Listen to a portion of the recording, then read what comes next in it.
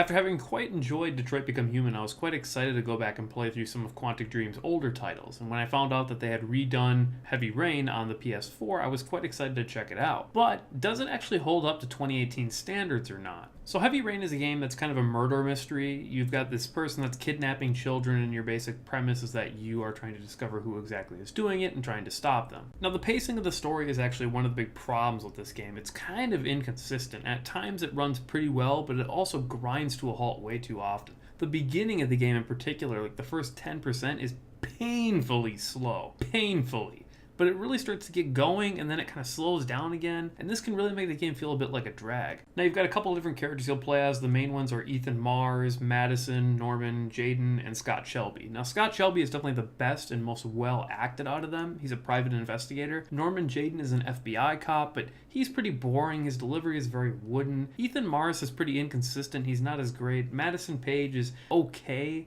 And then there's a couple minor characters that you'll play as, but they're really just not that big into the overall story. Now, the overall story is pretty decent. It does have altering paths as well, so you can get characters killed and things, which is really interesting and has consequences for your actions. However, I do think that there's parts of the game that just don't hold up as well compared to other parts. In particular, there's some weird parts with the relationship between Madison and Ethan that's kind of weird. And the game kind of sticks in a bunch of unnecessary junk into the game that really slows things down. Now, much like other games in this genre, it focuses very heavily on the narrative aspects, and so there's not a whole lot of gameplay here. You'll be doing some light things like looking around for clues at sites as the FBI officer or as the private investigator, or interviewing different people or talking to different people. And then you've also got some quick time events that are thrown in, and they're okay, but I don't think that they're as good as other games have done. And in particular, the controls are a little bit wonky and don't seem to respond particularly well to the PlayStation 4's controls. I ran into several moments where things like motion controls on the PlayStation 4 controller during a QuickTime event, or button presses or thumbstick movements just didn't get recognized properly by the game. And then the controls in general are just kind of a complete, utter mess in this game.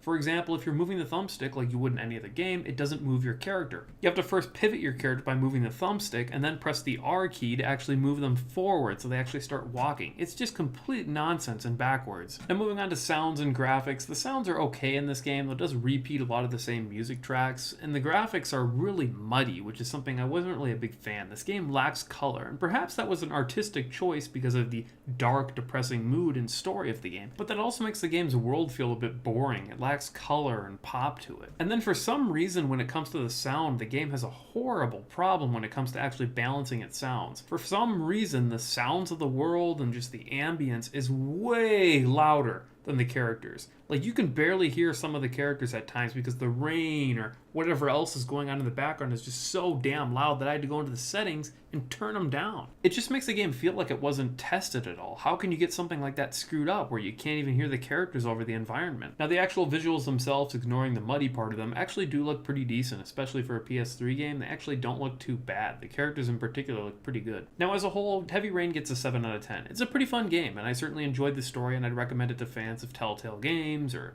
Life is Strange, or any kind of Quantic Dreams fan. You're looking at about a 10-hour interactive TV show, and it's pretty good at that. But if you're looking for more of a gameplay thing, probably avoid this game because it really doesn't have a whole lot of gameplay. But if you're a fan of those more narrative-driven games, you're probably going to enjoy this a lot.